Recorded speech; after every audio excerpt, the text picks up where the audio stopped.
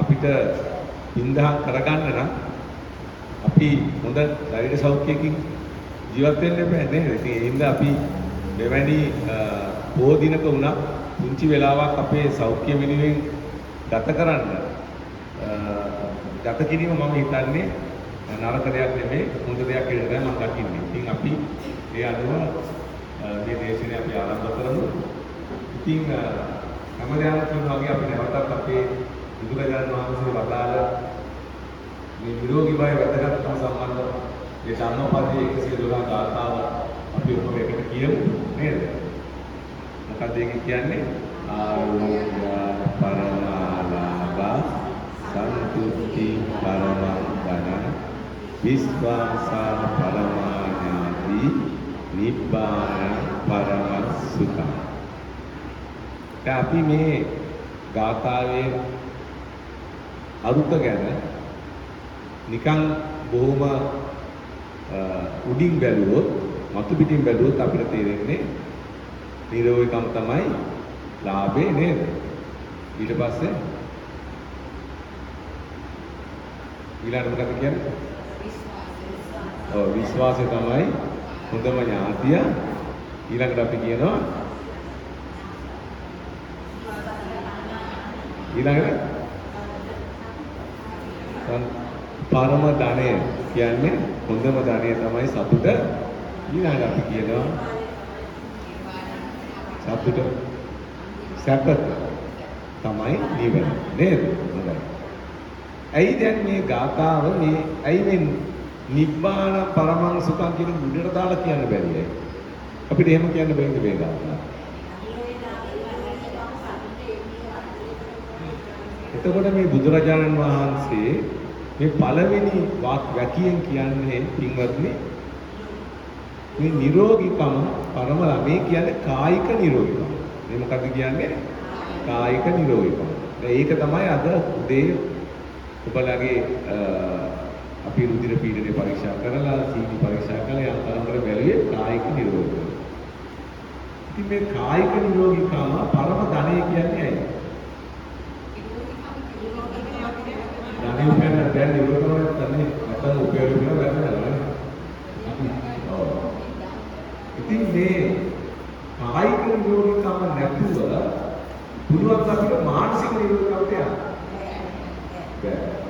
ඒ නිසා තමයි මේ දෙවෙනියට කියන්නේ මේ සතුට. ඒ කියන්නේ මනස ඉස්සෙල්ලා අපි මනසට යන ඉස්සෙල්ලා අපි කය නිරෝගීව ලබා ගන්නවා. කය නිරෝගීව ලබා ගන්න කෙනෙක්ට තමයි මනස නිරෝගීව ලබා ගන්න පුළුවන්. මනස නිරෝගීව ලබා ගන්න කෙනෙක්ට තමයි සමාජය පිළිගන්නේ. එයාට තමයි සමාජයේ හොඳ වැඩ කරන්න පුළුවන්. එහෙමයි. දැන් මෙතන මේ විශ්වාසා පරමඥාති කියන අපේ ඥාතික් නෙමෙයි. අපේට තියෙන්න පුළුවන් වැදගත් ඥාතිය තමයි විශ්වාසය. කවුරුද විශ්වාස කරන්නේ කාව ගැනද?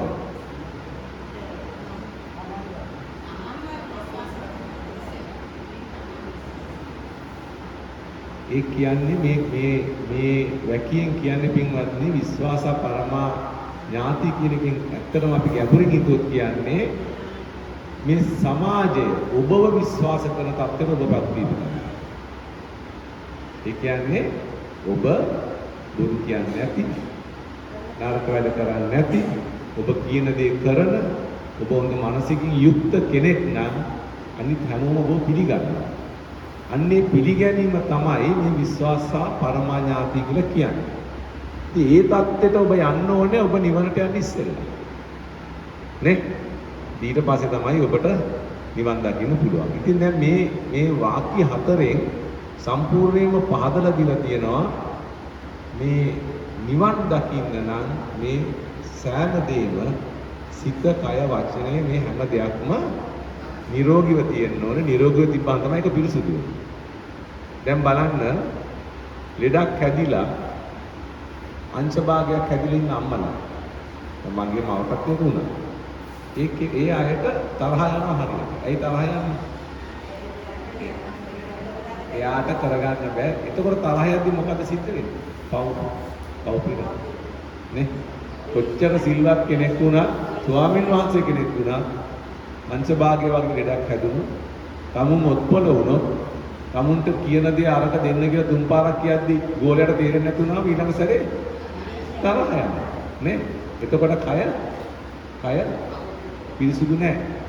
ඒක නිසා තමයි මේ ගාථාවෙන් ඉතාමත්ම හොඳින් බුදුරජාණන් වහන්සේ එදා පැහැදිලි කරේ මේ කය නිරෝගීව තියාගෙන තමයි අපි මුලින්ම අඩිය තියන්න ඕනේ හැම දෙයකම.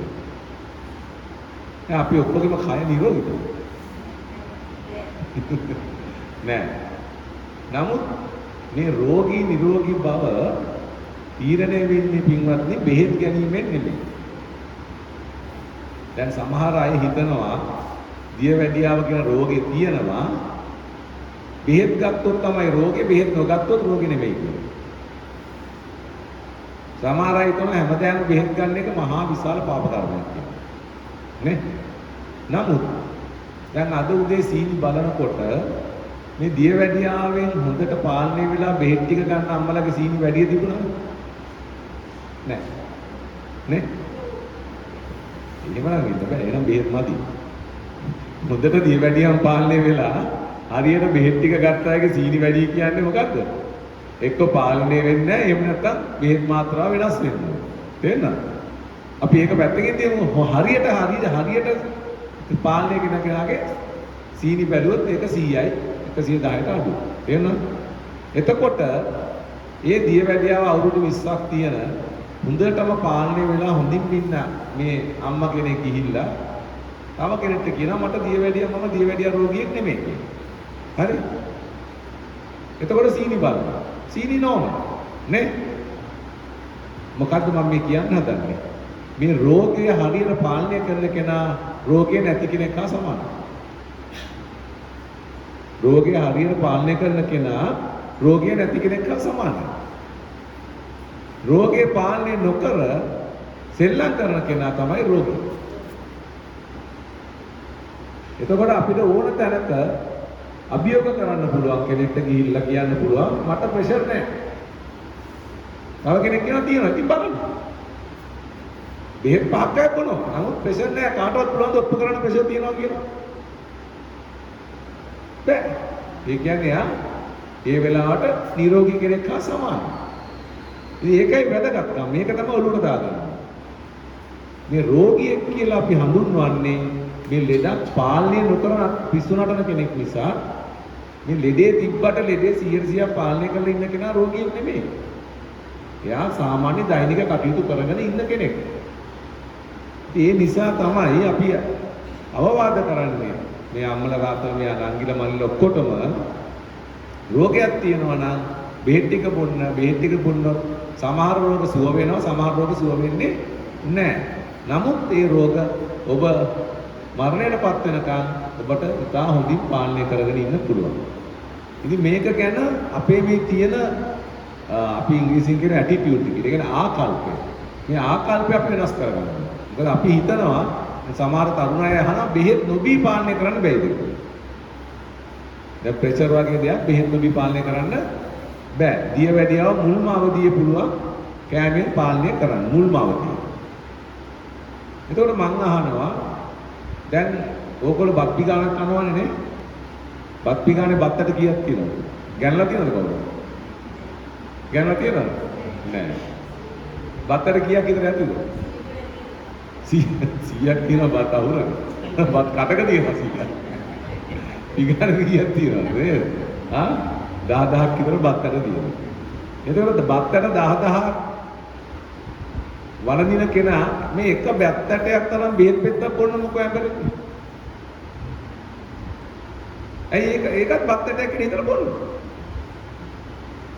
තමුන්ගේ ඇයි අපි ආහාර ගන්නෙ?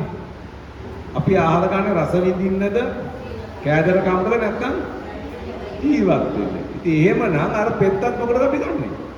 ජීවත් වෙන්න. නේ? ඉතින් මේ බෙහෙත් පෙත්තක් ගන්න එක මහා ලොකු ක්‍රියාවක් හැටියට හිතලා මානසිකව වැටිලා ඊළඟ බෙහෙත් ටික අරන් ගිහලා ගමේ හන්දිය කඩපිලි ඔක්කොම පෙන්න ගිය මොකද වෙන්නේ? ගොඩ වෙද්දි ගොඩක් ඉන්නවා. ගොඩ වෙද්දි ඉන්නවනේ ගොඩක්. අපේ සමාජයේ හැමතැනම ඕනම තැනක නේද? ඉන්නවා කවුද ගොඩ වෙද්දි? ගොඩ වෙද්දි කියන්නේ වෙද මහතුන්ට නෙමෙයි. යන්තම් එහෙම්ෙන් දැනගෙන හැමෝටම අවවාද දෙනා ඉන්නවනේ. ඒගොල්ලෝ ඔන්න ඔයාලට කියන ඔය පෙත්ත බොන්න එපා. මේ පෙත්ත බොන්න එපා. නේද? කියනව නේද? ඊට පස්සේ අර දොස්තර මහත්තයා දීපු බෙහෙත් ටික පැත්තකින් දීලා අරයා කිව්ව පෙත්තේ විතර බොන්න. ඇයි අපි මෙහෙම හැසිරෙන්නේ? බය හින්දා. අපිට තියෙන්නේ මොකද්ද? බය. මොකද්ද නැත්තේ? විශ්වාසය නැහැ. නැත්තේ මොකද්ද? විශ්වාසය. ඉතින් හොඳට හිතේ තියාගන්න මම අද පොඩ්ඩක් රෝග ගැන කතා කරනකොට මේ සම්බන්ධ ටිකක් කතා කරන්නේ මම කීප සැරයක් රෝග ගැන කතා කරපු නිසා මේ ප්‍රධානම දේ අපේ රටේ හෘද රෝග, රුධිර පීඩනය, දියවැඩියාව, පිළිකා, ඔය කොන්දේ අමාරු, ආතරයිටිස්, එතකොට ආමාශය අසනීප, ગેස්ට්‍රයිටිස්, මුත්‍රාවල ගල් මේ සියලුම බෝනවන රෝග වලින් මිනිස්සු අමාරුවටපත් වෙන්නේ ප්‍රධානම දේ හරියට බෙහෙත් ටික ගන්න නැති නිසා.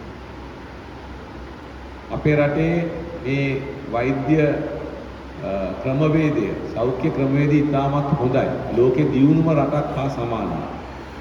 මේ රටේ ඕනෑම ප්‍රතිකාරයක් නොමිලේ ලබලා දෙනවා. රජයේ රෝහල් වල ඕනෑම ප්‍රතිකාරයක්. පෞද්ගලික රෝහලක මිලියන් 10ක් විතර යන ඔපරේෂන් එකක් වුණත් රජයේ රෝහලේ නොමිලේ කරගන්න පුළුවන්. AC කාමර නැහැ. හැබැයි නොමිලේ කරගන්න පුළුවන්. ඉතින් එහෙම හොඳ තත්ත්වයක් තියෙද්දි ඇයි මේ රෝගීන් මෙච්චර වැඩි? රෝගීන් මෙච්චර වැඩි ප්‍රධාන හේතුව බෙහෙත් ටික ගන්න එක. ඒකයි මම මේ කියන්නේ මේ තමුන්ගේ අසනීපය තමුන්ට තියාගන්න. තමුන්ගේ අසනීපය කඩේ ගෙනියන්න එපා. තමුන්ගේ අසනීපය අතන මෙතන හැමෝටම කී යන්න එපා. කිය ගියොත් තමුන්ට වැරදි අවවාද ඕදන් ලැබෙනවා. දොස්තර මහත්තයෙක්, දොස්තර නෝන කෙනෙක් හම්බුනොත් කතා කරන්න. තව අවවාදයක් ගන්න. නමුත් ඊට අඩු අයත් එක්ක තමුන්ගේ අසනීපය ගැන කතා කරන්න යන්න එපා. ඒක කන් අපි හොයාගෙන තියෙනවා ප්‍රධානම හේතුවක් තමයි මේ විශේෂයෙන් දැන් මෙතන ඇති මේ විශ්‍රාම ගිය හරි දැන්ට රාජකාරී කරන ගුරුවරු ඇති නෙමෙයි. දැන් ගුරුවරු ගිහිල්ලා ස්ටාෆ් රූම් එකේ බෙහෙත් ටික පෙන්නනවා. පෙන්නපු ගමන් ඉවරයි. ඊළඟට දොස්තර මහත්තයා ගාවට ඇවිල්ලා කියනවා මේ බෙහෙත් අපි හතරෙන් මම දෙකයි බිව්වේ කියලා. ඇයි හතරෙන් දෙකක් බිව්වේ? අනේ අපි මේ ටීචර් කෙනෙක් කිව්වා මේක බොන්න එපා කියලා මේක බිව්වම මෙහෙම වෙනවා කියලා. දැන් දොස්තර මහත්තයා මේක දන්නේ නැතුවද දුන්නේ? දැනගෙන දුන්නේ. ඉතින් සමහර බෙහෙත් වල තියෙනවා අතුරු ආබාධ. නමුත් ඇයි අපි ඒක දෙන්නේ? අන්න හරි. ඒක නොදුන්නොත් වෙන ආබාධ ඊට වඩා 100 ගුණයකින් වැඩි. ඉතින් ඒක නොදැන කෙනෙක් කියනවා මේ පෙත්ත බිව්වා මෙහෙම වෙනවා කියපු ගමන් ඒක අයින් කරලා පැත්තකින් දානවා. ඉතින් එහෙම කරන්න එපා. දොස්තර මහත්තයෙක්ගෙන් බෙහෙත් ටික ගන්න ප්‍රශ්නයක් තියෙනවා කියන තව දොස්තර මහත්තයෙක්ගෙන් අවවාදයක්. ඒකට කමක් නැහැ. වෙද මහත්තයෙක්ගෙන් බෙහෙත් මාත්‍රාව ගත්තා නම් තව වෙද මහත්තයෙක්ගෙන් ගිහලා ඒක නැහුවට කමක් නැහැ. නමුත් ඊට වඩා ඒ සම්බන්ධව දැනුමක් නැති පොඩ්ඩක් දැනගෙන අවවාද දෙන අයත් එක්ක මේ ගැන කතාවට යන්න එපා. ඒක තමයි මම කියන්නේ. තමුන්ගේ අසනීපය තමුන්ට තියාගන්න. දෙවෙනි කාරණය තමයි විශේෂයෙන් දියවැඩියාව තියෙන ඇත්තෝ ගෙදරකට ගියාම හරි ලැජ්ජයි තමුන්ට දියවැඩියාව තියෙනවා කියන්නේ ඒ හින්දා සීනි දාපු තේක හිමින් බොනවා. බොනවනේ. තව සමහර අය ඉන්නවා chance එකක් આવුනම සීනි දාපු තේකුත් රස බලනවා. ඉතින් අපිට තියෙන්න ඕනේ පොදු නාරකියක්. එපා කියන්න. අපි ගොඩක් ලෙඩ වෙන්නේ එපා කියන්න කොන්ද නැතිකම. බැහැ කියන්න කොන්ද නැතිකම. ඒ මොකද? බෑ කියන්න බැරි හින්දා අපිට කරන්න බැරි වැඩ කරන්න ගිහිල්ලා අපි අමාරුවේ වැටෙනවා. නැහැ කියන්න බැරි හින්දා අපිට නැති දේවල් දෙන්න ගිහිල්ලා අපි අමාරුවේ වැටෙනවා. ඉතින් තේ එකක් සීනි දාලා දුන්නොත් මම නම් කියනවා සීනි නැති තේ එකක් දෙන්න. එතකොට ටක් කාලා අපේ රටේ අහන ප්‍රශ්නේ මොකද? සීනිද කියලා. මං කියන්නේ නෑ. තේක රස බලන්න නම් සීනි නැතුව තේක. සීනි නැතුවනේ ගොඩක් අය තේ බොන්නේ මෙතන. නැත්නම් සීනි දාලාද? අද උදේ සීනි දාපු ප්ලේන් ටී බියෝ අතුස්සා. ඔක්කොම බීලානේ. ඉතින් දැන් ඔහුගේ ප්‍රශ්න දෙකක් තියෙනවා. එකක් තමයි දැන් මේ දාන දෙන්න අයත් දැනගන්න ඕනේ සීනි නැතුව අරන් එන්න තේක. ඕන කෙනෙක්ට වෙනම සීනි ටිකක් තියන්න ඕනේ. නමුත් අපේ රටේ මේවා තව දුරටත් අපි ඉගෙන ගන්න ඕන. සීනි දාලා දෙනවා නම් වතුර ටිකක් බොන්න ඒක බොන්න එපා. එහෙම බිව්වම තමයි අපි අමාරු වෙන්නේ. ගෙදරකට ගියාම අර කෙනා තරහ වෙයි කියලා අර්ථ ඒක බොනවා. ඒ කෙනා තරහ වෙයි කියලා කැවිලි ටික කනවා. නේ? අපි එහෙම කෙනෙක්ට කරන්නත් හොඳ නෑ.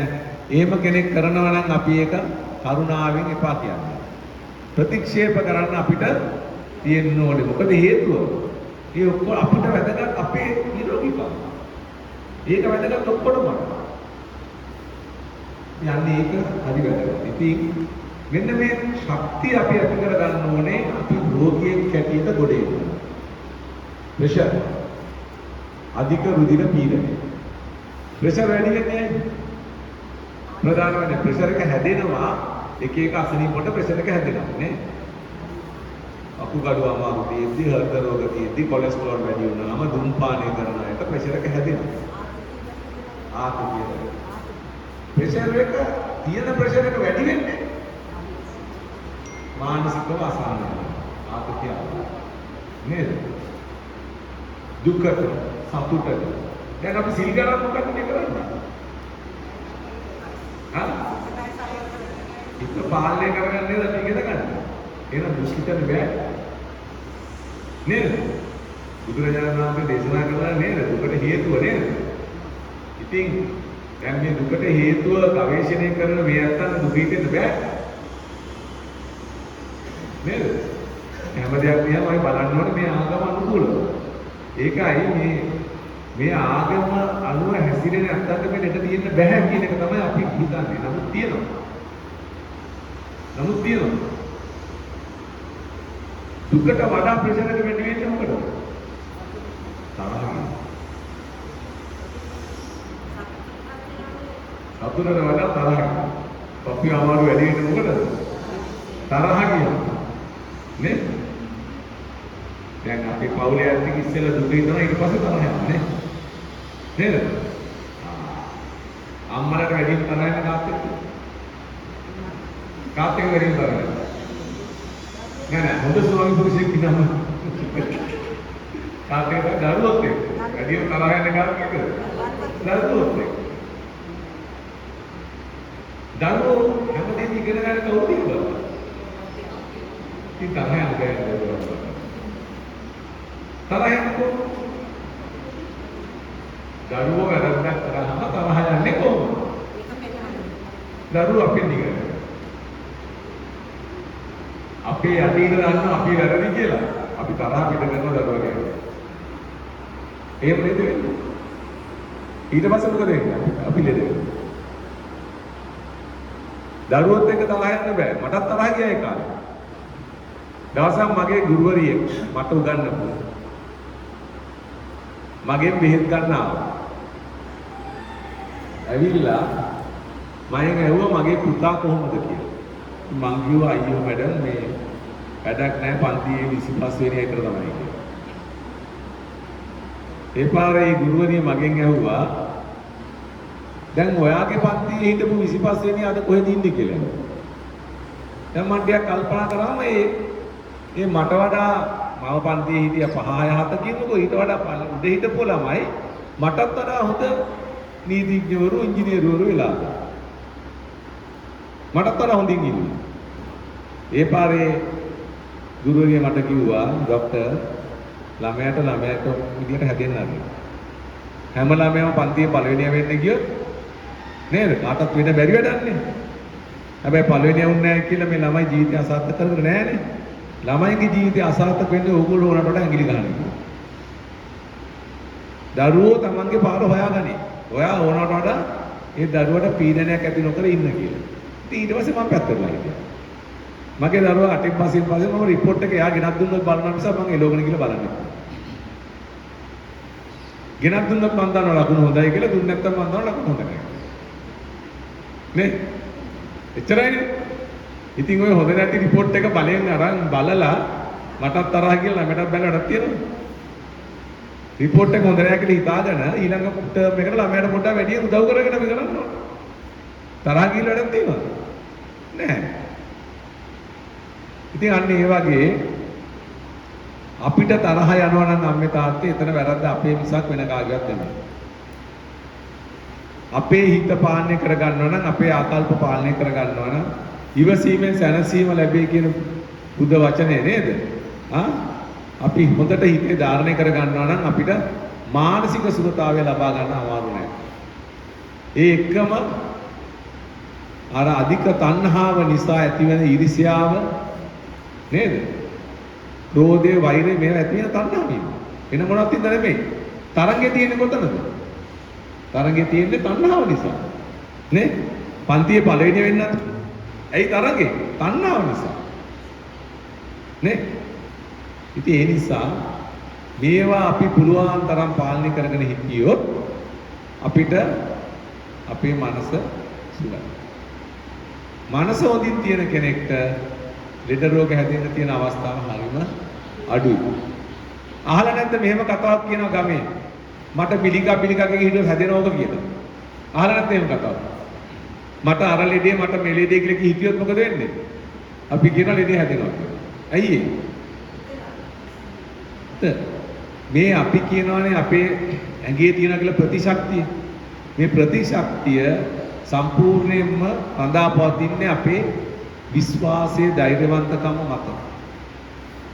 ඉතින් අපේ ප්‍රතිශක්තිය වැටෙනවා අපි හැම වෙලෙම හිතන්නේ කියොත් මට ලෙඩ කියලා. ග්ලේ පරීක්ෂා කරන්න ඕනේ. ඒවට තියෙනවා වෛද්‍යවරු විසින් නිගමනය කර නියමයක්. අවුරුදු 40න් පස්සේ වසරකට සැරයක් ප්‍රෙෂර් එක බලා ගන්න. වසරකට සැරයක් කොලෙස්ටරෝල් සීනි බලා ගන්න. ඒවා තියෙන අය මාසෙකට සැරයක් ඒවා බලා ගන්න.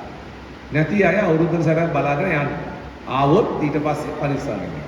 නමුත් සමහර අය ඉන්නවා අවුරුදු 35 ඉඳලා හැම මාසෙම දෙකට ගිහලා ලේ බලනවා, අරවා බලනවා, මේවා බලනවා. මොකද මේ? බය. ඇයි බය ඉන්නේ අපිට? නෑ බය කියන දේ ඇති වෙන්නේ ඇයි? ඇයි අපිට බය හිතෙන්නේ? ඇයි අපිට බය හිතෙන්නේ? ඇයි අපි මැරෙන්න බය? දැන් ඒක දැනගෙන ඉන්නේ.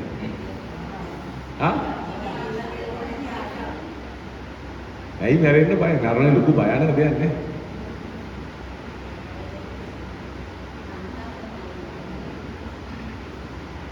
දැන් මෙතන ඉන්න සීල්ගත් මේ ඇත්තන්ට අපි කිව්වොත් දැන් මෙතනට වඩිනවා රහතන් වහන්සේ නමක්. ඒ රහතන් වහන්සේ නම ඔබට බණ කියනවා. ඔබට නිවන් දකින්න පුළුවන් මේ මොහොතේම. හැබැයි ඊට පස්සේ ඔබ මිය යනවා කියලා කිව්වොත් නිවන් ගිහිල්ලා මිය යන්න කී දෙනෙක් ක්ලාස් දෙනවා? ගෙදර ගිහිල්ලා දේපොළේම පවර්ලා ළමයින් වැඩ කටයුතු ඉවර කරලා දෙන්න ඕනේ නැද්ද? ගොඩ 99%ක් වල ඇස්ති නෑ. තව පොඩි වැඩ තියෙනවානේ අපිට කරන්න. නේද? ඉතින් අපි මැරෙන්න ලෑස්ති නෑ නේද? මැරෙන්න ලෑස්ති නෑ. නේ? ඒ මොකද අපි බැඳිලා තියෙන්නේ. අපි අල්ලගෙන ඉන්නේ. ඉතින් බැඳීම අත්හරින්න තමයි මේ ඔක්කොම අපි කරන්නේ. නේද? ඉතින් බැඳීම අත්හරින්න බැරි නම් අපි මේ ඔක්කොත් කළා වැඩක් නැහැ නේ. ඉතින් නිරෝගීකමත් ඒ වගේ තමයි. නිරෝගීකමත් ඒ වගේ තමයි. දියවැඩියා රෝගියෙක් හම්බෙලා මේ කෑමෙන් මේ විදිහට පරිස්සම් වෙන්න කිව්වහම අහනවා ඉඳලා හිටලා සුදුබත් ටිකක් ඒවට කමක් නැද්ද? අහලා නැත්නම් ඔය ඇත්තොත් කියලා. නේද? ඉඳලා හිටලා කැවුම් කැල්ලක් කෑවට කමක් නැත්නම්. මොකක්ද මේ? තණ්හාව, ආසාව. ඉතින් ඒකයි මම කියන්නේ. මේ බුද්ධ ධර්මයේ අනුව මේ සීල් ගන්න, මේ ආගම ප්‍රගුණ කරන ඔබලට තමයි මේ ලෙඩ වලින් හොඳටම පරිස්සම් වෙන්න පුළුවන්. හොඳටම පරිස්සම් වෙන්න පුළුවන් ඔබලට. වෙන කාටවත් නෙමෙයි. නේ? දැන් බුදුරජාණන් වහන්සේ දේශනා කළා තියෙනවා විනය පිටකයක්. විනය පිටකේ නේ? ත්‍රිපිටකේ නේද? සූත්‍ර පිටකේ විනය පිටකේ. ඒතර මේ විනය පිටකේ මොනවද කතා කරන්නේ? ප්‍රධාන වශයෙන්. මේ හැම දෙයක්ම පාලනය කිරීම විනය. නේ? එතකොට කෙනෙක්ගේ බර වැඩි නම් මහත නම් තරබාරු නම් මම සමාජලාට අභියෝග කරනවා ඔයාට විනය නැහැ කියලා. ඉතින් මාත් එක්ක ගහගන්න යනවා. අපි හරිම විනයගරුක මිනිස්සු අපි වැරදි වැඩ කරන්නේ නැහැ කියලා. මොකද ආහාර තමුන්ට අවශ්‍ය වැඩි ප්‍රමාණය ගන්නවා නම් එතනක් තියෙන අවිනය. තමුන්ට නුසුදුසු ආහාර ගන්නවා නම් එතනක් තියෙන්නේ අවිනය. හරියට ආහාර ටික බලදන්නේ නැත්තම් එතනක් තියෙන්නේ අවිනය. නේ? ඉතින් එහෙම විනයගරුක කෙනාට කවදාවත් තමුන්ගේ උසේ කර්මට බර වැඩි වෙන්න බෑ. අසනීපයක් නිසා වැඩි වෙන්න පුළුවන්. ඔය තයිරොක්සින් හෝමෝනේ අඩුකම ඒ වගේ දේවල් නිසා වැඩි වෙන්න පුළුවන්. මං කියන්නේ එහෙම නේ සාමාන්‍ය අය මේ ඉස්කෝලේ ළමයි ගත කොච්චර බර වැඩිද නේ? මේ අම්මලා කවලා. ඒ නිසා මේ ලෙඩවලට මූලික අත්විවරම අපේ වැටෙන්නේ පුතේ. ඉතින් මේ සියලු දේම මේ ධර්මයේ තියෙන. ලෝක සෞඛ්‍ය සංවිධානයේ 2015 වසරේ නිරෝගීකම කියන එක අත දක්වන්න අපි අර මුලින් වදාළ ධම්මපදයේ ගාථාව තමයි පාවිච්චියට ගත්තේ. බුද්ධ ධර්මයේ ඒ ගාථාව තමයි පාවිච්චියට ගත්තේ. ඒ ගාථාව තියෙනවා පාලියෙන් ලියලා ලෝක සෞඛ්‍ය සංවිධානයේ මේ ජිනීව වල තියෙන ස්විට්සර්ලන්තයේ තියෙන ඔෆිස් එකේ. ඒතකොට මේ 2500කට ඉස්සෙල්ලා බුදුරජාණන් වහන්සේ දේශනා කරපු දේ තමයි අද නිරෝගීතාවය කියන්නේ. කායික මානසික සමාජීය නිරෝගීතාවය. මේ සමාජීය නිරෝගීතාවය තමයි අපි කියන්නේ විශ්වාසා පරමඥාති.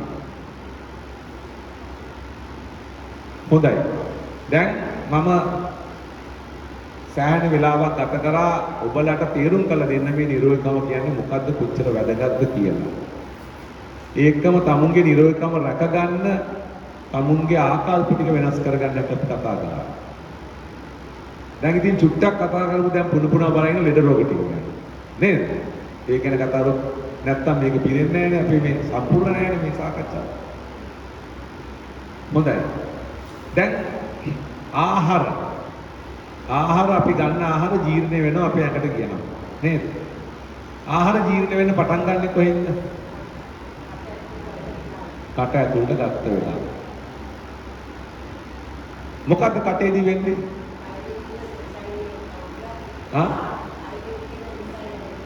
අයඩින් නෑ. අයඩින් කෙතෙන්නේ. මොකද්ද කටට ගත්ත ගමන් කෑම වලට වෙන්නේ? කෙලත් එක්ක මිශ්‍ර වෙනවා. ඊට පස්සේ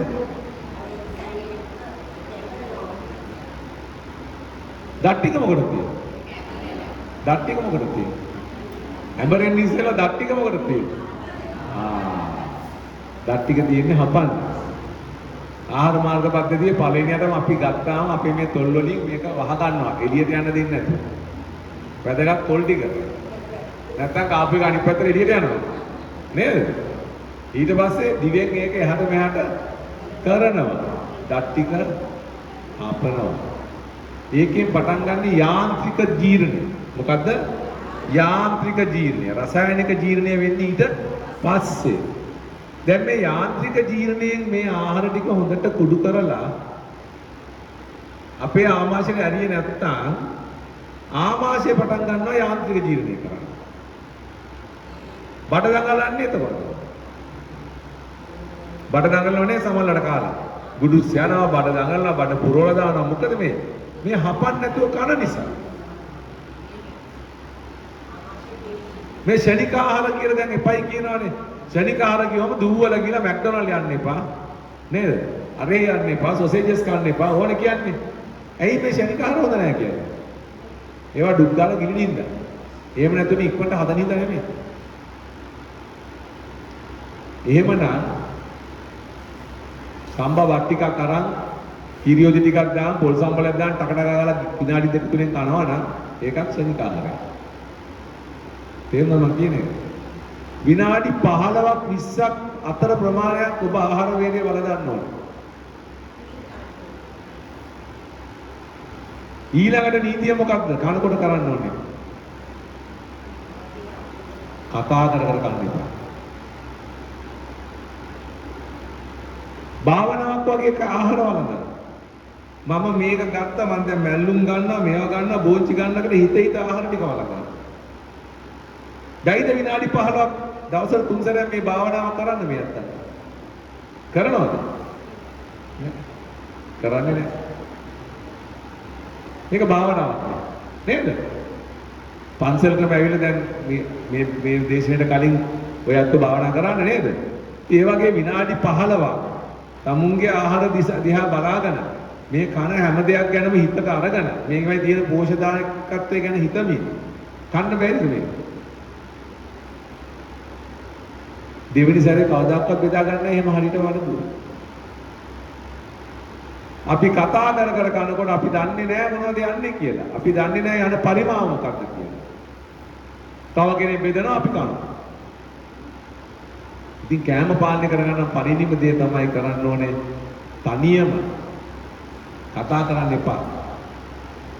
දරුවන්ට නීතියක් දාන්න කෑම මේසේ කතා කරන්න තහනම් කියලා. පොඩි කාලේම ළමයින්ට පුරුදු කරන්න කතා කර කර කෑම කන්න කියලා. ඉතින් තමයි පටන් ගන්න. ඊට පස්සේ තමයි මුලින්ම එනවා ગેස්ට්‍රයිටිස් කියන්නේ. ગેස්ට්‍රයිටිස් කියලා ඊට පස්සේ මොකද කරන්නේ? බඩ දැවිල්ල එනවා කියලා තව කනවා. කාලා ગેස්ට්‍රයිටිස් හදා ගන්නවා. ඊට පස්සේ බඩ දැවිල්ල එනවා කියලා තව කනවා. සමහර අයට මම අවවාද කරනවා තරබාරු වැඩි ગેස්ට්‍රයිටිස් නේ ડોක්ටර් නොකා බෑ. ગેස්ට්‍රයිටිස් කියන්නේ පින්වත්නි හිත. තනි කරම හිත. මමත් මුලින් හිතුවා වෙලාවටම කෑම ටික කන්න ඕන නැත්තම් ඉවරයි කියලා මටත් තිබුණ ලොකු මානසික ආතතියක් වෙලාවට කෑම කන්න. මම මේ කියන්නේ පොඩි උදාහරණයක් මට වෙච්ච දෙයක්. මේ දේ අපි කාටත් වෙලා ඇත. 2008 වසරේ මගේ පියා මිය ගියා. ඒක අපිට එකපාරට හිට ලොකු දරා ගන්න බැරි වුණා. මම දවස් 3ක් කිසිම දෙයක් කෑවේ නැහැ. මේ බොර්ලස්කෝ මේ මරණය තිබුණේ. මම දවස් 3ක්ම ඇහැරලා හිටියේ හැම වෙලේම හිත මිත්‍රා ඥාති පැමිණියා. මම මේ දවස් 3ම කිසිම දෙයක් කෑවේ නැහැ. කෝපි දෙක තුනක් විතරයි බිව්වේ. මට ગેස්ට්‍රයිටිස් ආවෙත් නැහැ මුකුත් ආවේ. ඊට පස්සේ මම කල්පනා කළා අපි මේ දවල්ට කාලා රෑ කෑම ගැන හිතන එක තමයි මේ ગેස්ට්‍රයිටිස් කියන්නේ. කුස්සියේ වැඩි වෙලාවක් ගත කරන එක තමයි මේ ગેස්ට්‍රයිටිස් වලට හේතුව. වෙලාව වෙනකොට කෑම ගැන හිත යනවා. නේ? ටක්කාලා හිතනවා දැන් ඔෆිස් වල ඉන්න අය ටක්කාලා මතක් කරනවා අපි මොනවද දන්නේ නැත්නම් පැකට් එකේ තියෙන්නේ කියලා. හිතපු ගමන් ආමාශික යුෂ ශ්‍රාව වෙනවා. ආමාශික යුෂ බඩට ආවට පස්සේ කෑම නොකෑවොත් බඩේ දැවිල්ල පටන් ගන්නවා. ඒක තමයි ગેස්ට්‍රයිටිස් කියන්නේ. නේ? බඩ ගින්න කියන්නේ ඒකනේ. බඩේ ගින්න. බඩේ තියෙන්නේ මොකද්ද? හයිඩ්‍රොක්ලෝරික් අම්ලය. ඒ අම්ලය නිකන් හැමට වැටුනොත් මොකද වෙන්නේ? පිච්චෙනවා. එච්චර සැර අම්ලයක් බඩට ඒක හැබැයි ඒක ශ්‍රාවය වෙන්න කොහෙන්ද පණිවිඩ යන්නේ? හිතෙන් ඇහෙන් අපි ඇහෙන් කෑම දකින්නකොට හිතට යනවා ආසාව ඇති වෙනවා මෙහෙන් ආමාශය මුසෙනවා. අපි කෑම ගැන හිතනකොට මෙහෙන් අපිට ආමාශය මුසෙනවා. ඉතින් මේ මොකද්ද? මේ හිත. ඉතින් ඕගලන්ට පුළුවන් නම් මීට අවුරුදු 2500කට ඉස්සෙල්ලා පෙර බුදුරජාණන් වහන්සේ දේශනා කරපු විදියට ඉර වැස ගියාට පස්සේ ඝන ආහාර වලින් වැළකෙන්න මේ කිසිම ලෙඩක් හැදෙන්නේ නැහැ. අද හැමතැනම බෝඩ් ගහගෙන උගන්වනවා පැය 16ක් නොකා ඉන්න කියලා. ඒකට අපි කියන ඉන්ටර්මිටන්ට් ෆාස්ටිං කියලා ඉංග්‍රීසියෙන්. සතියකට දවස් 3ක් පැය 16ක් නොකා ඉන්න අද යුරෝපයේ ඇමරිකාවේ හැමෝම උත්සාහ කරනවා. පැය 16ක් නොකා ඉන්නවා කියන්නේ මොකද්ද? දවල් 1 ඉඳලා පහුවෙන් උදේ 5 වෙනකම්. 5 වෙනකම්. තේරෙනවද මම කියන එක? එතකොට මේ දවල් 1න් පස්සේ පහුවෙන්ද උදේ 6ට තමයි මේ ගොඩාක් දැන් අද යුරෝපයේ අය ඒගොල්ලෝ රැට කරන්නේ සුප් එකක් බොනවා. දවල් 1 වෙනකොට ඒගොල්ලෝ දිවාහාරය ගන්නවා. රැට සුප් එකක් දීලා පහුවෙන්ද උදේ තමයි හොඳට ආපහු බ්‍රෙක්ෆාස්ට්. ඒ කියන්නේ උදේසන ආහාර ගන්නවා. ඉතින් මේක නෙමෙයිද ඊට අවුරුදු 2500කට ඉස්සෙල්ලා මේ අපේ හාමුදුරුවන්ට වදලා තියෙන්නේ. මේක නේද? ඉතින් අපිට කරන්න බැරි ඇයි? ગેස්ට්‍රයිටිස්. රැට නොකෑවොත් නිින්ද යන්නේ නැහැ සමහර අය. සමහරට බඩ දැවිල්ල එනවා. රැට නොකෑවොත් නේ. ඇයි එහෙම වෙන්නේ? මේ හිත පාලනය කරගත්තොත් මේ හැම දෙයක්ම පාලනය කරගන්න. ඉතින් උත්සාහ කරන්න. හැබැයි දියවැඩියාට බෙහෙත් බොන අය මේක කරන්න යන්න එපා. වෛද්‍යවරයාගෙන් අහලා බෙහෙත් අඩු කරලා කරන්න. එහෙනම් මම කියන්නේ දැන් මේ මන් දෙන මේ අවවාදේ මේක ගොඩාක් ලෙඩ නැති අය මුලින්ම ප්‍රැක්ටිස් කරන්න ඕන දෙයක්. නමුත් දියවැඩියාව වගේ රෝගයකට බෙහෙත් බොන අය මෙවැනි දෙයක් උත්සාහ කරනවා නම් අනිවාර්යෙන් රාත්‍රී බෙහෙත් වේලා අඩු කළ යුතුයි. නේද? නැත්තම් මොකද වෙන්නේ? සීනි අඩු වෙනවා. අඩු වෙලා කරදරයකටපත් වෙන්න පුළුවන්. ඒක හොඳට හිතේ තියාගන්න. ඉතින් මේවා හරි වැදගත්. එතකොට මම තව ප්‍රශ්නයක් අහනවා. අපේ ස්වාමීන් වහන්සේලා එහෙම නැහැ. ගොඩක් ඉන්නව නේද තරබාරු ස්වාමීන් වහන්සේලා? ඉන්නව නේද? ඇයි එහෙනම්? දැන් මේ පැය 16ක් දිනපතාම ආහාර වළඳින්න නැති ස්වාමීන් වහන්සේලා ගණහර ඒගොල්ලෝ තරබාරු වෙනවා. දියවැඩියා ප්‍රෙෂර් ඔක්කොම තියෙනවා. ඇයි ඒ? නෑ බෙහෙත් බොන්න ඉස්සෙල්ලානේ තරබාරු වෙන්නේ. ඊට පස්සේනේ බෙහෙත් බොන්නේ. නෑ ස්වාමීන් වහන්සේ ඉතින් ඔව් එක්සර්සයිස් නැති ගමත් ඒක හේතුවක් අද කාලේ මේ නවීන කාලේ. නමුත් ඊට වඩා හේතුවක් තියෙනවා. ලොකු වැරද්දක් කරනවා කවුද කරන්නේ අපි? මොකද අපි කරන්නේ? දවල් දානේ රියල් 3කට විතර මේ අපේ අමුදුරන්ට වළඳන්න දෙනවා. තේරෙනවද මම කියන්නේ? දැන් මම අහන්නම් දැන් මේ අතෝ පොඩ්ඩක් බලන්න නැති ඉස්සර වගේ දැන් දානවට ආවම අපේ අමුදුරන්ට වළඳන්නේ නැහැ. වළඳනවක් නැති ඉස්සර වගේ. නෑ ඇයි ඒ? අපි දැන් ස්වාමීන් වහන්සේ දැනුවත් කළා දෙනවා. මට දවසක් එක ස්වාමීන් වහන්සේ කෙනෙක් කියනවා මම මේ ස්වාමීන් වහන්සේ තදින් කිව්වා වළඳන එක අඩු කරන්න කියලා. ටිකක් තදයි මම ස්වාමීන් වහන්සේ කියනවත් බේත් ගන්නාම තදයි. අනේ මහත්මයෝ ඔබ වහන්සේ ඔබතුමා වෙලාවක සිවුරක් දාගෙන වාඩි වෙලා බලන්නකෝ අපි ඉන්න තැන. වළඳන්න පටන් ගන්න වෙලාව ඉඳලා දිගටම බෙදනවා. විනාඩි 5ක් එක දිගට වළඳන්න දෙන්නේ නැහැ කොහොමද? මෙන්න මෙහෙම තියන්න මම වළඳන්න. හරිද මොකද? හරිද නැද්ද? පවුනේ ලොකු දුක. ඒ වැරද්ද කරන්නේ අපි. දැන් හැබැයි ගොඩාක් පින්වතුන් මේක කරන්නේත් නැහැ. මම මේ කියන්නේ ඉස්සර කාලේ සංස්කෘතිය. ස්වාමීන් වහන්සේලාට පළවෙනි රවුම බෙදලා මේ පින්වත් ඔක්කොම පැත්තකටලා ඉන්න. ස්වාමීන් වහන්සේලාට වළඳන්න දෙන්න විනාඩි 5. ඊට පස්සේ ගිහින් බලලා අවශ්‍ය කෙනෙක් විතරක් තව පොඩ්ඩක් බෙදන්න. දැන් අර හාමුදුරුවෝ මට කියනවා මාත්‍යෝ අපේ අම්මලා ඇවිල්ලා කියනවලු මේ කොස් ටික හාමුදුරුවන්ට තමයි හැදුවේ කියලා. එපයි කිව්වොත් ඒ අත්තන්ගේ හිත සතුටු නැහැ. එතකොට ඒ පින්කම සම්පූර්ණ නැහැ. ඒ නිසා අපි එක වළඳනවා. තව දෙයක් කියනවා මේක මේ අම්මා හැදුවේ මේ හාමුදුරුවන්. මේක හැදුවේ මේ හාමුදුරුවන්. හාමුදුරුවෝ කන්න ආසයින්ද මේ පොළොස් හැදුවා. දැන් මොකද කරන්නේ? මේ ස්වාමීන් වහන්සේලා කවදාකවත් ඒ වගේ වෙලාවට එපා කියන්නේ නැහැ නේ. ඒක ඒ ඇත්තන්ගේ ගුණගරුක බව. නමුත් අපි පොඩ්ඩක් හිතන්න ඕනේ මේ ගැන. දැන් රතුපත් නේද ගොඩක් ස්වාමීන් වහන්සේලා වලදන්නේ. දැන් අපි යාලා දැනුවත් කරනවා. මොකද මේ අපිට ආත්ම ගානකින් ලැබෙන මේ මනුසාත්මේ අපි ප්‍රයෝජන ගන්න ඕනේ. සංසාර ගමන කෙටි කරගන්න ලැබෙන මනුසාත්මේ සංසාර ගමන දික් කරගන්න එක අපි කරන්නේ. නේ?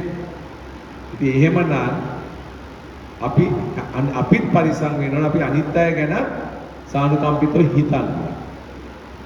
ඉතින් මේ හැම දෙයකම වැඩුවොත් හේතු තියෙනවා. මම කියන්නේ මේ මාත් එක්ක සමහර අය වාද කරනවා ඔය පැය 16ක් නොකා ඉන්න කියන එක බොරු කතාවක් ડોක්ටර්. එහෙනම් ඉතින් අපේ හාමුදුරුවන්ට ලෙඩ තියෙන්නේ කොහොමද කියලා. එහෙම අහනවා. ඒකයි මම කිව්වේ.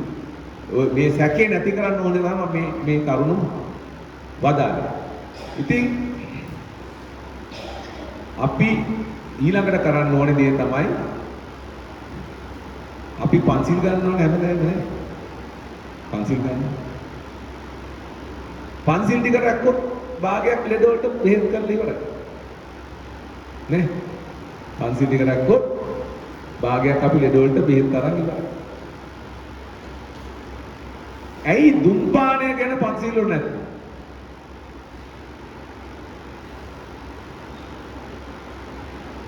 දුම්බොන් නැහැ කියලා කියන්නේ නැහැ නේ පන්සිල් වල. ඇයි දුම්පානය කියන එක ගැන පන්සිල් වල නැත්තේ? දුම්පානය ඒ කාලෙත් තිබ්බා. එක එක විදිහවලින් තිබුණා දුම්පානය.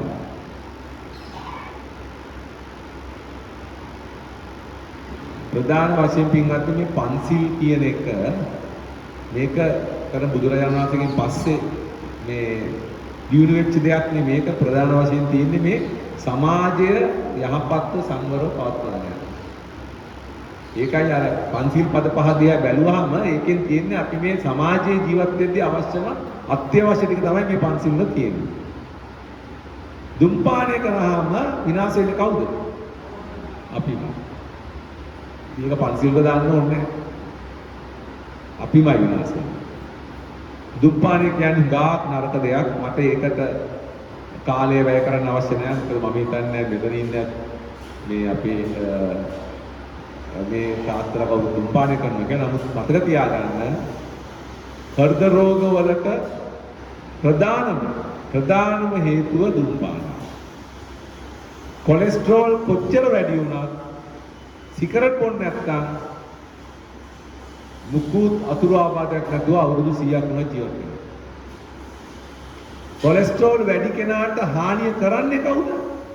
දුම්පානය. එහෙම නැත්නම් දියවැඩිය. එතකොට එක දුම්පානය. දෙක දියවැඩිය. දියවැඩිය කියන්නේ පාලනය නොකරන දියවැඩිය. තුන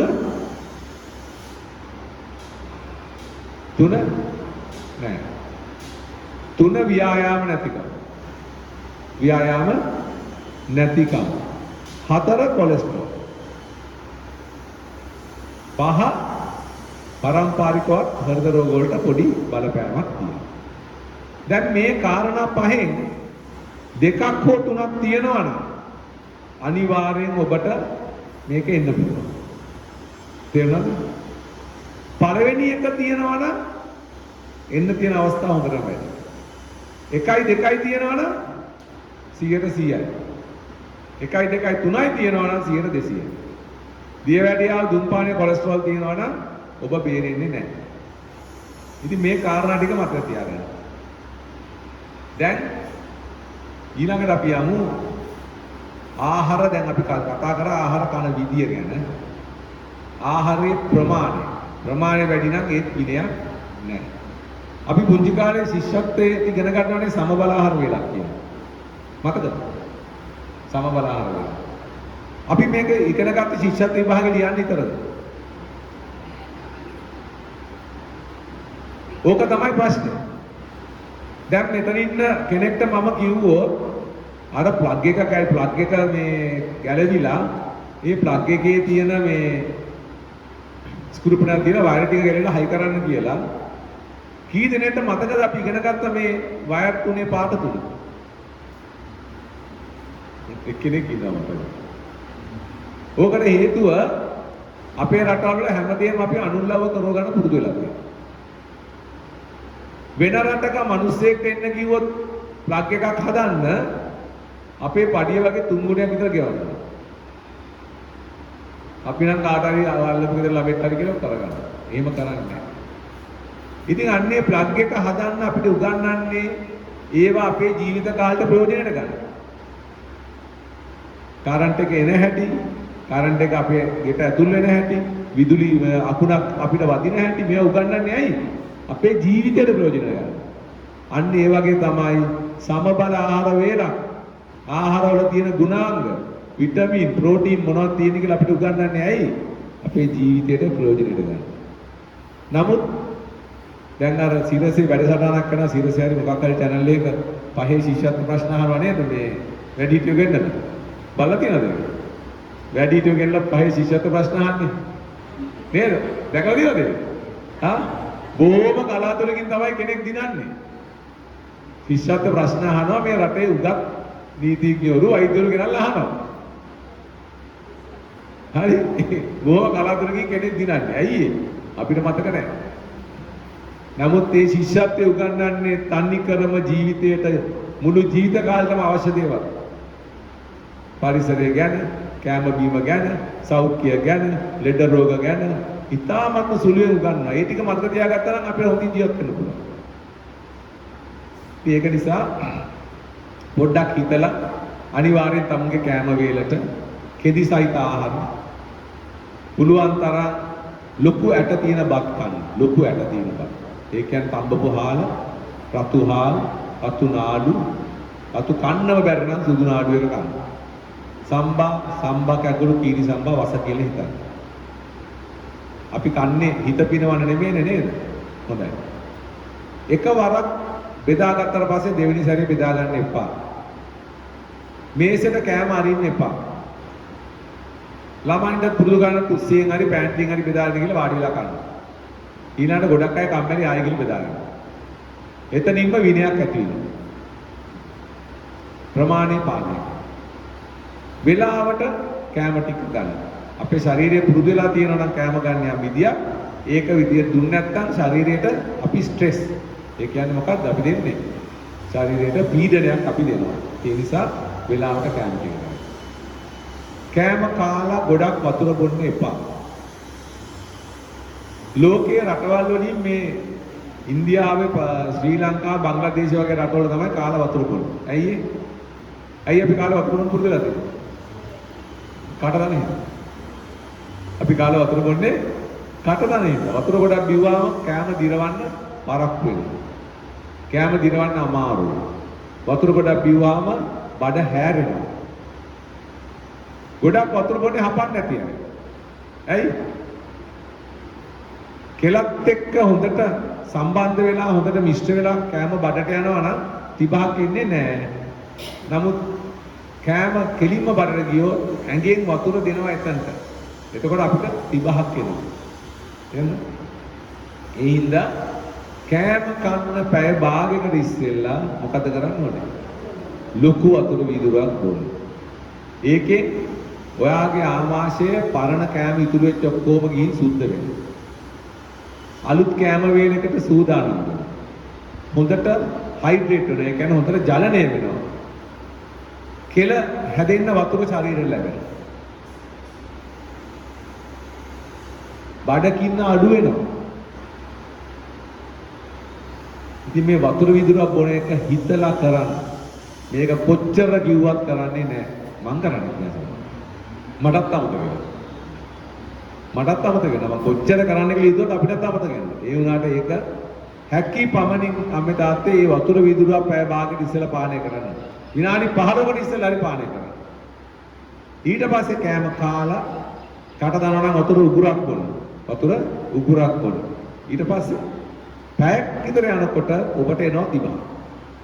පැයක් විතර යනකොට ඔබට එනවා තිබහ. එතකොට තව වතුර වීදුරුවක් පානය කරන්න. දැන් ඔබ පුරුදු වුණොත් ආහාර ගන්න ඉස්සෙල්ලා වතුර වීදුරුවයි ආහාර අරගෙන පැයකට පස්සේ වතුර වීදුරුවයි. ආහාර වේල් 3යි. වතුර වීදුරු 6යි. නිකම්ම වතුර වීදුරු 6 ඔබට ලැබිලා. සාමාන්‍යයෙන් මම ඇහුවොත් දැන් ඔය සමහර අම්මලා එනවා මුත්‍රා අමාරුවම හදාගෙන මම ඇහුවාම දුවලා කියනවා ડોක්ටර් දවසට වතුර වීදුරු 2යි බොන්නේ මෙයා ළඟ බෝතලයක් තියලා තියෙනවා ඒත් බොන්නේ නැහැ කියලා. මම ඇහුවම ඇයි වතුර බොන්නේ නැත්තේ අම්මේ? තිබහ නැහැනේ මහත්තයෝ කියනවා. ඒ කියන්නේ අපි හිතන්නේ තිබහට විතරයි වතුර බොන්නේ කියලා. ඇත්ත ඉතින් තිබහ නැතුව වතුර බොන්නේ නැහැ නේ. ඒ නිසා අර විදියට පුරුදු වුණොත් තිබායෙන් නැහැනේ අපි බොනවනේ. වතුර විදුරක් බොනවා කෑම කන්න ඉස්සෙල්ලා කෑම කාලි වෙලා බොනවා වේල් තුන වතුර විදුර 6. ඉතින් ඒ නිසා වතුර විදුර 6ක් දිනකට අවශ්‍යයි. හැබැයි ඔබ වත්ත පිටියේ වැඩ කරනවා නම්, දාඩිය දාන්න වැඩ කරනවා නම්, හවසට ව්‍යායාම කරන්න ඇවිදිනවා නම් තව වතුර විදුර 2ක් අවශ්‍යයි. මේක මතක තියාගන්න. වැඩියෙන් දාඩිය දාන අය වැඩියෙන් වතුර බොන්නම ඕනේ. දාඩිය දානවා කියලා වතුර නොබීන්න එපා. ඇඟේ රස්නේ පිට වෙන්නේ දාඩිය දානවා කියලා. නමුත් ඇඟ පිරිසුදු කරලා ඔබේ ඇඟේ තියෙන සියලුම විෂද්‍රව්‍ය පිට කරන්නේ මුත්‍රාත් එක්ක. දාඩියත් එක්ක නෙමෙයි. ඔබේ දාඩිය ගන්ධයකින් අප්‍රසන්න ගන්ධයකින් යුක්ත නම් ඒ කියන්නේ ඔබේ මුත්‍රා වලින් පෙරෙන වතුර ප්‍රමාණය මදි කියන්නේ. ඒ හින්දා ඔබේ දාඩිය අප්‍රසන්න ගන්ධයකින් යුක්ත නම් ඔබ වැඩියෙන් තව වතුර බොන්න ඕනේ. එහෙනම් ඉතින් මේවා හිතලා කරන්න පුළුවන් දේවල්. ඉතින් දැන් මගේ වෙලාව ඉවරයි. තව ටිකක් ලයිට් මා වෙනවා. ඒ නිසා අපි සාකච්ඡා කරමු. මම පුළුවන් තරම් මේ අමල තාත්තලාට මේ අත්තන්ට තමුන්ගේ සෞඛ්‍ය පුරුදු වැඩි දියුණු කරගන්න හැටි අපි කතා කරමු. කාට හරි තියෙනවා නම් අනිත් අයටත් පොදු වෙන වැදගත් දෙයක් මතක් කරන්න කියවුනේ නැති පොඩ්ඩක් අපි අවස්ථාව දෙමු. මොකද්ද?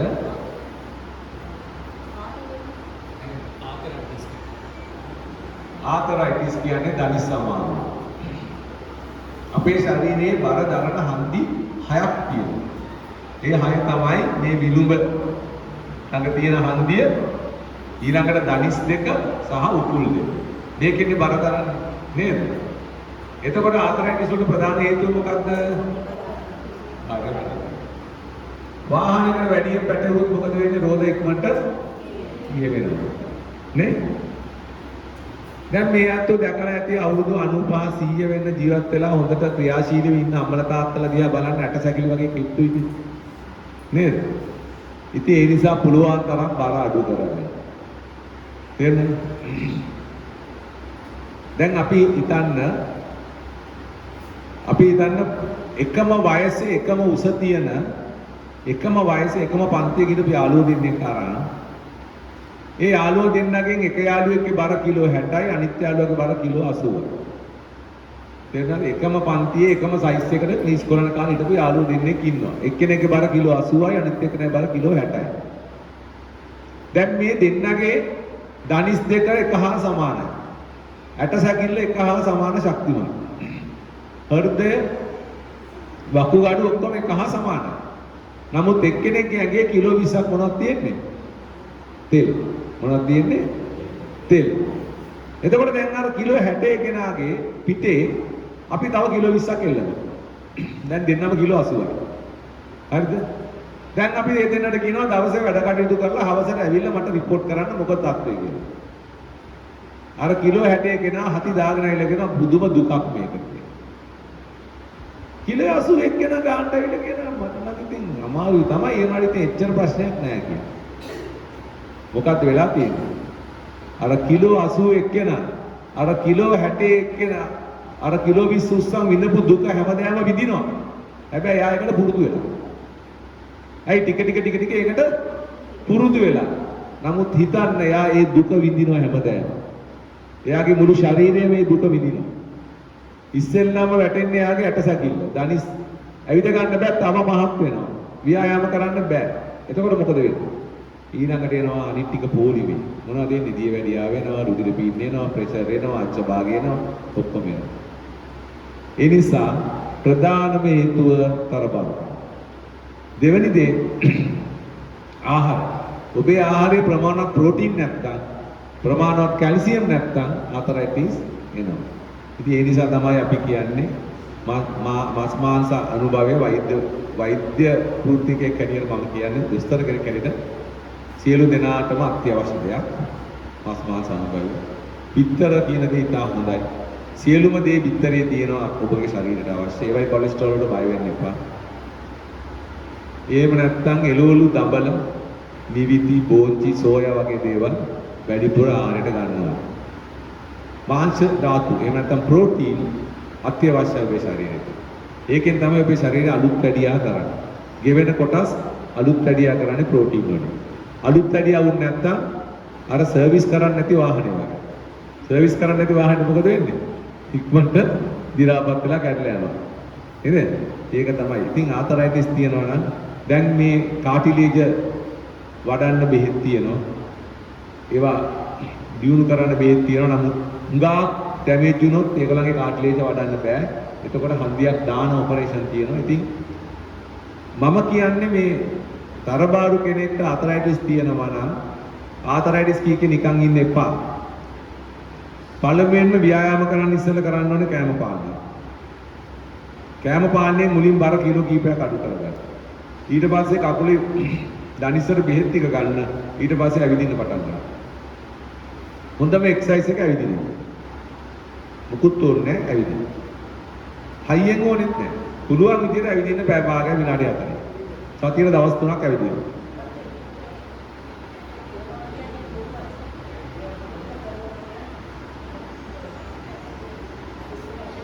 දැන් ඇට ගෙවෙන්නේ නැහැ කියලා දනිස තව අවුරුදු 50ක් තියාගන්න නිකන් හිටියොත් අවුරුදු 10ක් නැරලා යනවා. දැන් මොකද කරන්නේ? හැමදේම වාසිය අවාසිය බලන්න. දුවන්න ගියොත් ඉක්මනට ගෙවෙනවා. අන්වශ්‍ය විදියට බර උස්සන ගියොත් තව ඉක්මනට ගෙවෙනවා. නමුත් ඇවිද්දොත් ගෙවෙන්නේ බොහෝම සුළුයි. ඉතින් ඒක ඇවි ගෙවෙනවා කියලා බය ඇවිදින්න නැතුව හිටියොත් මොකද වෙන්නේ? අර මං කියපු ඔක්කොම එනවනේ. ඒ හින්දා අනිවාර්යෙන් අපි ඇවිදින්න. ඒක මතක තියාගන්න. ඉතින් ආතරයිටිස් වලට බේත් තියෙනවා. බේත් කරන්න. නමුත් පුළුවන් තරම් ආහාර පාලනය කරගන්න. බර අඩු කරගන්න. අනිත් ටික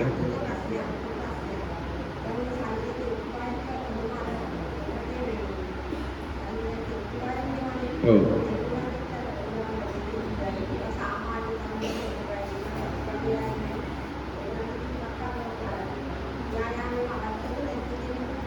කෙට්ටු වුණාට ව්‍යායාම අවශ්‍යයි. අත්‍යවශ්‍යයි. දැන් මේ අට්ටගේ ගෙවල් වල වාහන තියෙනවනේ. නේද? පරණ වාහනත් ඇතිනේ අලුත් වාහනේ පරණ වාහනේ දෙන්නේ. මේ පරණ වාහනේ ස්ටාර්ට් නොකර සතියක් තිබ්බොත් මොකද වෙන්නේ? මොකද වෙන්නේ? ඉතින් මේ මනුෂ්‍ය ශරීරයත් වාහනයක්. පරණ වෙනකොට දුවන්න ඕනේ. දීවේ නැත්තම් ඉක්මනට දි รา පත් වෙනවා. ඉතින් කෙට්ටු මහත කියලා හරියන්නේ නැහැ. සියලුම දෙනා අඩුම ගානේ දවසකට වරක් විනාඩි 20කට වඩා ඇඟ වෙහසන්න. අමාරුම නම් දවස් 7කට දවස් 3ක්වත් විනාඩි 35ක් 40ක් ව්‍යායාම කරනවා. ඉතින් මේ ව්‍යායාමයට හොඳම දේ තමයි මේ දැන් පාරවල් හදලා තියෙනවා නේද? මේ වොකින් ට්‍රැක් හදන්නේ ඇයි ඒව හදන්නේ? ඕගොල්ලන්ට සතුටින් ඒක කරන්න. මේ ව්‍යායාමයේ හිත නොසතුටින් කරලා හරියන්නේ නැහැ. ඒක ආසාවේ සතුටින් කරන්න. ඒක තමයි ඒක ව්‍යායාමයක්. එහෙම නැතුව මේ තරන්නේ කරන්න කියපින්ද කියලා කරලා වැඩක් නැහැ. සමහර අය කියනවා අපි ගෙදර වැඩ කරනවා, කුස්සිය වැඩ කරනවා, මකුල්ලල් කඩනවා, අතු ගන්නවා, වත්ත ලොකුයි කියලා. ඒක ව්‍යායාම නෙමෙයි. ඒවා ව්‍යායාම නෙමෙයි.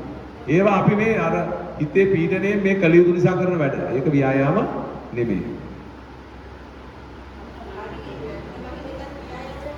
පඩි නැගිටලා බහින එක අර මම කියන විදිය ව්‍යායාමයක් නෙමෙයි. මේ ඇඟේ තියෙන මේ කැම දිරවන්න නිසා මේක. නමුත් ඒවා හොඳයි මස් පිඩු දියුණුවක් වෙන. එහෙම නැත්නම් ඉතින් විනාඩි 20ක් උඩරය බලන්න බහින්න.